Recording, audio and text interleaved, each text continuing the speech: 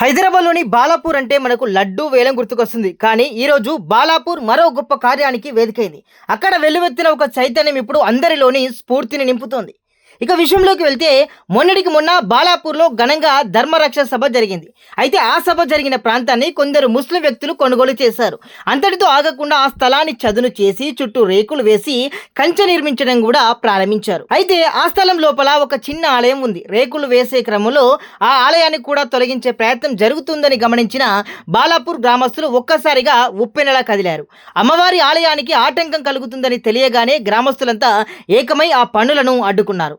ఇక్కడే అసలైన హిందూ చైతన్యం కనిపించింది. కేవలం అడ్డుకోవడమే కాదు, ఆ స్థలాన్ని మేమే కొనుక్కుంటాం, మా గుడిని మా ధర్మాన్ని మేమే కాపాడుకుంటామంటూ గ్రామస్తులంతా ఒక్క తాటిపైకి వచ్చారు. ఆ మొత్తాన్ని తామే చెల్లించి ఆ స్థలాన్ని తీసుకుంటామని ముందుకొచ్చారు. ప్రస్తుతం ఆ స్థలంలో గ్రామస్తులంతా కలిసి అమ్మవారికి భక్తి శ్రద్ధలతో పూజలు చేస్తున్నారు.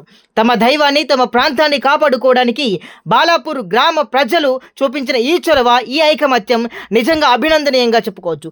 ధర్మం కోసం నిలబడ్డం అంటే ఇదేనేమో. ఈ ఘటనపై మీ అభిప్రాయాన్ని కామెంట్లో తెలపండి. ఇలాంటి ధర్మ కార్యాలకు మద్దతుగా ఈ వీడియోను అందరికీ షేర్ చేయండి. చూస్తూనే ఉండండి లెజెండ్ టీవీ.